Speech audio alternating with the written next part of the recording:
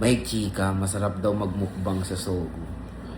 So ngayon, kakain kami mukbang na food. Ayan, magre-rate kami ng mga food ng Sogo. Hoy, kumain lang kami dito ha.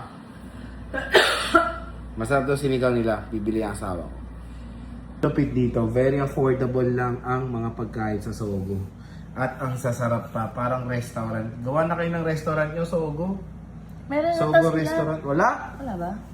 Ayan, no? Para hindi na kayo magche-check-in. Oh, masasarap pagkain nila, oh. Sinigang na hipon, 300 lang. Nilagang bulalo, sinigang na baboy, 285 lang, oh. Yung ano orderin nito. Hirap lang maintenance nito. Grabe. Papayat yan ng babae talaga.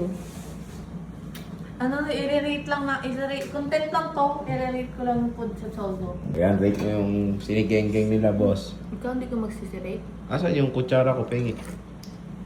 Ang lasa? Sarap. Sarap na sinigang asin.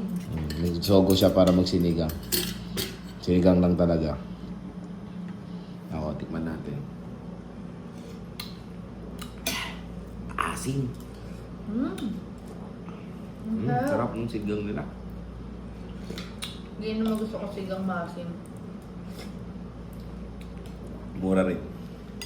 Taste of sweet. Chapsuy.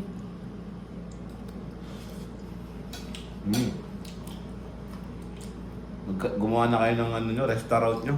Sarap ng pagkain ng Sogo. No? Sarap. Hindi na alak. Hindi matabak. Sakto yung lahat.